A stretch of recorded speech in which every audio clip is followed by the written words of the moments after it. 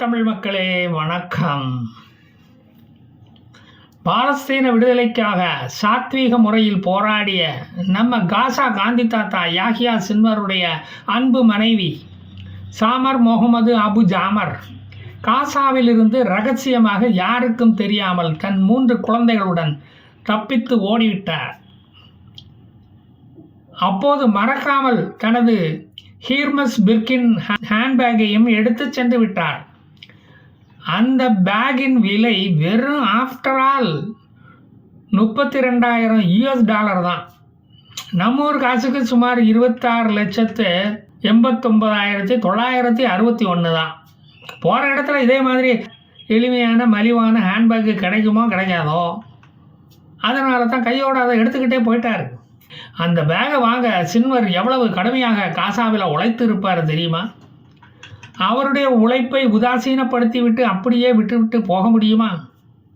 குகைக்குள்ளிருந்து கம்பீரமாக கணவருடன் வெளியேறுவது போல வீடியோ எல்லாம் இணையதளங்களில் வெளியிட்டு பந்தா பண்ணினவராச்சே அவரு.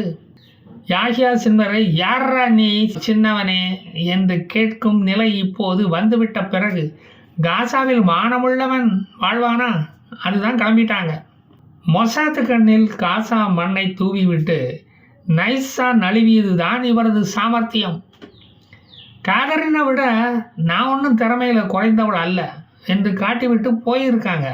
காசா மக்கள் படும் பாட்டை கண்கொண்டு பார்க்க முடியாமல் மனம் நொந்து எங்கேயாவது கண்காணா தேசத்தில் போய் குடியேறி நிம்மதியாக இருந்து விடலாம் என்று கிளம்பிவிட்டார்.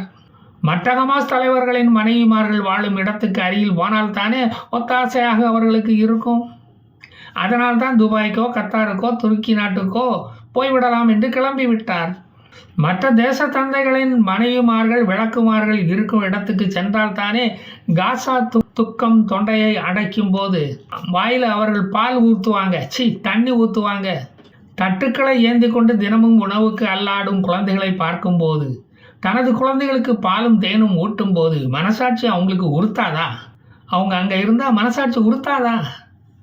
அதை சகிக்க முடியாமல் தான் கண்காணாத தேசமாக பார்த்து போயிட்டாங்க. அதை கேட்டால் நமக்கு தான் துக்கம் தொண்டை அடையுது. கிளிக்கு ரெக்க முளைச்சிடுச்சோ, அதான் பறந்து போயிடுச்சோ என்று வியட்நாம் வீடு சிவாஜி கணேசன் போல கதறி அழ வேண்டியதாக இருக்கிறது. கணவன் எடுத்த டாஸ்கை முடிக்க முடியாததால் அதை மனைவி கையில் எடுத்து சாதிப்பார் என்று நீங்களாக கற்பனை செய்தால் அதை நாங்கள் ஏற்றுக்க முடியுமா? இப்படியா பாலஸ்தீனர்களை அம்போ என்று வீதியில் விட்டுவிட்டு ராத்திரியோட ராத்திரியாக பெட்டியை தூக்கிட்டு ஓடணும் என்று எந்த அறிவுள்ள பாலஸ்தீனனும் கேட்கவே மாட்டான். அந்த தைரியத்தில் தான் அவர்கள் ஓடினார்கள். கணவனின் தொழிலை தொடர்ந்து நடத்தி 4 காசு சம்பாதிக்க வேண்டும் என்ற குறுகிய நோக்கமெல்லாம் அவர்களுக்கு கிடையவே கிடையாது. அடித்த காசு போதும் என்று நினைக்கிற நிறைவான பொன்னான மனசு அவர்களுக்கு. அதை பாராட்டாமல் இப்படி குத்தம் சொல்லக்கூடாது. ஒருவேளை மற்ற ஹமாஸ் தலைவர்கள் எல்லாம் கத்தார் துபாயில் காசாவுக்காக போராடாமல் எப்படி சொகுசு வாழ்க்கை வாழ்கிறார்கள் என்று போய் பார்த்து படம் பிடித்து அதை சமூக வலைதளங்களில் போட்டு நார அடித்து அவர்களை மக்கள் மத்தியில் கிளி கிளி என்று கிழித்து நாராக தொங்க போட வேண்டும் என்ற எண்ணத்தில் இந்த உலகத்துக்கு வெளிச்சம் போட்டு காட்ட வேண்டும் என்று சூளுரைத்து விட்டு அங்கு போயிருக்கலாம் இல்லையா? Think differently. நமக்கு எப்படி தெரியும்? இந்த உலகத்திலேயே அதிகமான விதவைகள் வாழும் இந்த காசா பூமியில் யாஹியாவின் விதவை கஷ்டத்தை யார் புரிந்து கொள்ளப் போகிறார்கள்? இங்கே என்ன கனிமொழியாக இருக்காங்க? நான் தான் எல்லாம் எடுத்து சொல்ல வேண்டியதாக இருக்குது. சீனியர் ஹமாஸ் லீடரான பாத்தி அகமத் அவர்களுக்கு காசாவிலிருந்து தப்பிக்க உதவி செய்து அவர்களுக்கு ஒரு மறுமணமும் செய்து வைக்க துருக்கி நாட்டுக்கு சென்றிருக்கிறார்கள். இந்த செய்தியை என்ன போய் நம்ப சொல்கிறீங்களா? சேச்சா, அவங்க அப்படியெல்லாம் ஆசைப்படவே மாட்டாங்க. ஒருவனுக்கு ஒருத்தி இந்த கலாச்சாரத்தில் ஊறி வளர்ந்தவங்க. அதைத்தானே அவர்களது மதம் அவர்களுக்கு கற்றுக் கொடுத்திருக்கிறது. இந்த சின்வர் தலாக்கு கொடுக்காமல் சென்று விட்டானே என்று அவர் மனம் என்ன பாடுபடும் என்பது எனக்குத்தான் தெரியும். பிறகு துருக்கியில் அவர் மறுமணம் செய்து கொண்டதாக வரும் வதந்தியை நம்ப சொல்கிறீங்களா? அதுக்கு வேற ஆளப்பாரியா? அவருடைய ஒரே கவலை இப்போ அவர் ஆசைப்பட்ட $3.8 மில்லியன் விலையுள்ள 1001 நைட்ஸ் டைமண்ட் பர்ஸை வாங்கித்தர தன் கணவன் இல்லையே என்ற ஒரே கவலைதான். யாஷா சின்வர் என்பவரே கடவுள் கொடுத்த ஒரு பரிசுதான். பலகாலம் மலடியாக வாழ்ந்த சின்வரின் தாய் ஜகாரியா வயிற்றில் வாராது வந்த மாமணி வந்து பிறந்து அந்த குழந்தைக்கு ஏன் யாஷா சின்வர் என்று பெயர் வைத்தார்கள் தெரியுமா? யாஷா சின்வர் என்பதின் அர்த்தம் வாழ்கிறவன் சாகிறது இல்லை என்று அர்த்தமாம். என்ன பொருத்தமாக பெயர் வச்சிருக்காங்க. அவர் தான் இன்னும் சாகலையே, இன்னும் சாகாமல் வாழ்ந்து கொண்டு தானே இருக்கிறார்கள் மக்கள் மனதில்.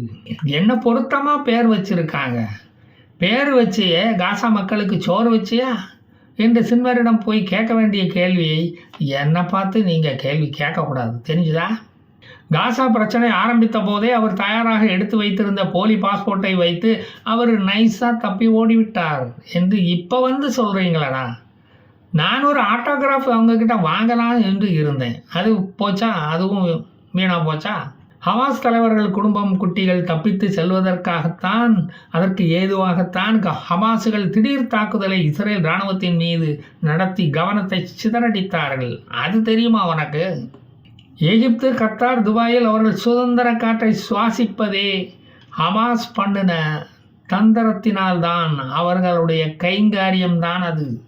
அல்ரஃபா குகை வழியாக ஹமாஸ் தலைவர்களின் மனைவிகள், துணைவிகள், இணைவிகள் வெளியேறினது தெரியாமல் இந்த இஸ்ரேல் இராணுவம் கான் யூனிஸில் போய் தாக்குதலை நடத்தி கொண்டு இருந்தாங்க.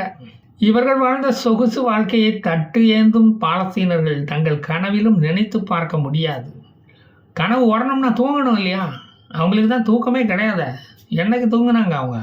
குண்டு சத்தத்துக்கு ஓடுறதுலே அவங்க வாழ்க்கை பாதி பூரா வீணாக போச்சு. சின்வரின் மனைவி சமர் முகமது அபு ஜாமர் இப்போ இருக்கும் இடம் கோமனிக்கு கூட தெரியாது. ஆமாம், தெரிஞ்சால் மட்டும் என்னத்தான் செஞ்சு கிழிச்சிட போகிறாரு. அந்த அம்மா காசா குகையில் ஏசி ரூமில் இருந்தபோது ரொட்டி குபூஸ் எல்லாம் கொண்டு போய் கொடுத்தார்கள் இந்த ஹமாஸுகள். அன்னைக்கு குபூஸ் ரொட்டிகளுடன் கதவை அம்மா அம்மா என்று தட்டிய போது கதவு மலார் என்று திறந்து கொண்டது. உள்ளே யாரும் இல்லை. அதிர்ச்சியில் உறைந்து போனார்கள். பாஸுக்கு என்ன பதிலை சொல்லுவேன் என்று கவலைப்பட்டார்கள். பாஸுக்கே தெரியாமல் அந்த அம்மா பாஸ் ஆகி போனது யாருக்குமே தெரியாது.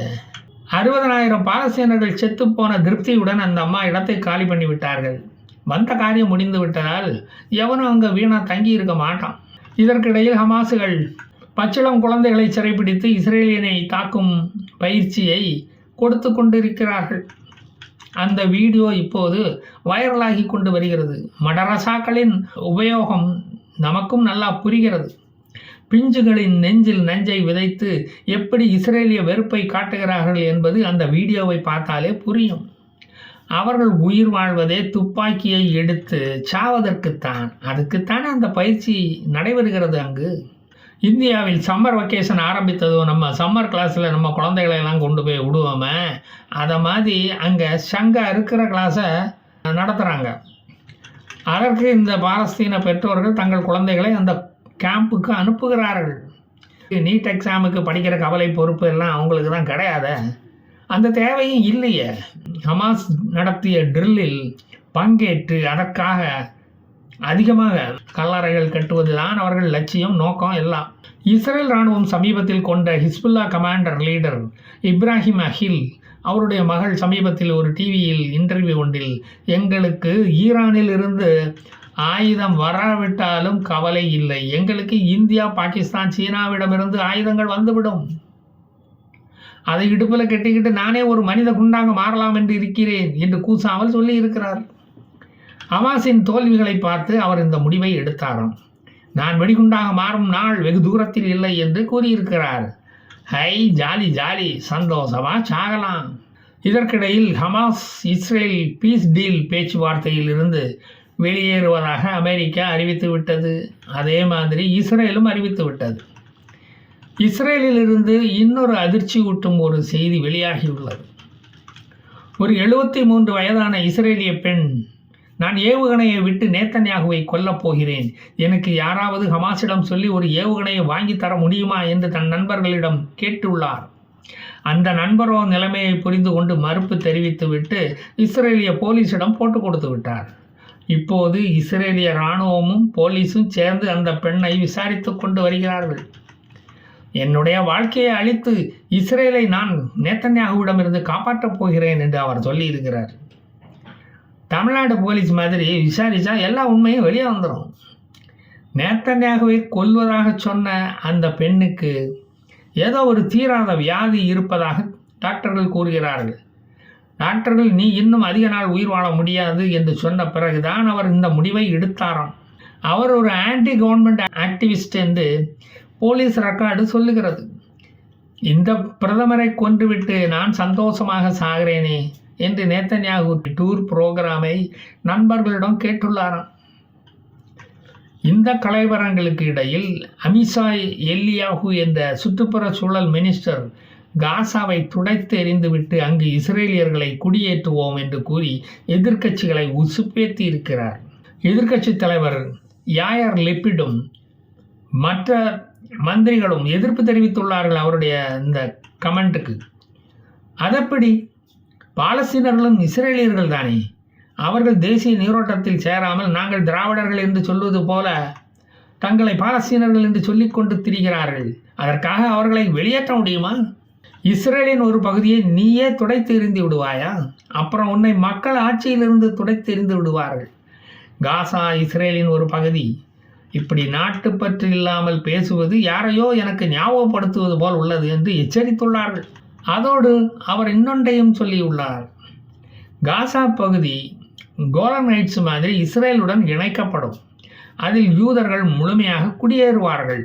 இஸ்ரேலியர்களை சகித்து கொண்டு வாழும் பாலஸ்தீனர்கள் மட்டும் அங்கு வாழ அனுமதிக்கப்படுவார்கள் என்று எரிகிற கொல்லியில் பெட்ரோலை ஊற்றியிருக்கார். கத்தாருக்கு பீஸ் டீல் பேச்சுவார்த்தைக்கு சென்ற இஸ்ரேலிய அதிகாரிகள் இஸ்ரேல் திரும்பிவிட்டார்கள். பீஸ் வேண்டாம், பாலஸ்தீனர்கள் பீஸாக விழுவதை ஹமாஸ் விரும்புகிறது. அந்த அதிகாரிகள் இஸ்ரேலுக்குள் வந்த பிறகுதான் ஹமாஸுகள் நாங்கள் பீஸ் டீலுக்கு விரும்புகிறோம் என்று சொல்லி தமாஷ் பண்ணியிருக்கானுங்க. நீங்கள் எப்போவுமே முட்டிக்கிட்டு குனிகிற கேஸுகள் தானே, சமாதியை கட்டிக்கிட்டு உள்ளே போய் படுக்கிற கேஸ் தானே. முதலில் காசா மக்களின் தீரா பசியை போக்கிவிட்டு பேச்சுவார்த்தையை மறுபடியும் தொடங்கலாம் என்று நேத்தன்யாகுவும் சொல்லிவிட்டார். தனி ஒருவனுக்கு உணவில்லை எனில் இந்த ஜகத்தினை அழித்திடுவோம் என்று இஸ்ரேல் கிளம்பாமல் இருந்தால் சரி, மற்ற நாடுகள் கொஞ்சம் நிம்மதியாக இருக்கும். இவனுங்க உணவு கிடைக்கவில்லை என்று மால் நியூட்ரிஷனால் அவதிப்படுகிறோம் என்றும் சொல்வதற்கு காரணம், முன்ன மாதிரி ஐநா லாரிகளை கொள்ளையடிக்க முடியல. இப்போ யுஎஸ் இஸ்ரேல் கண்ட்ரோலில் லாரிகள் வருவதால் கபலீகரம் பண்ண முடியவில்லை.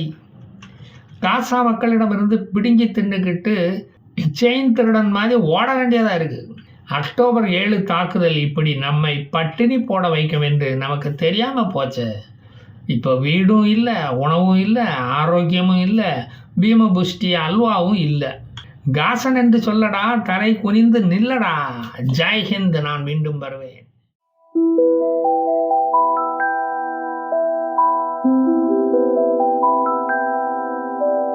Thank you.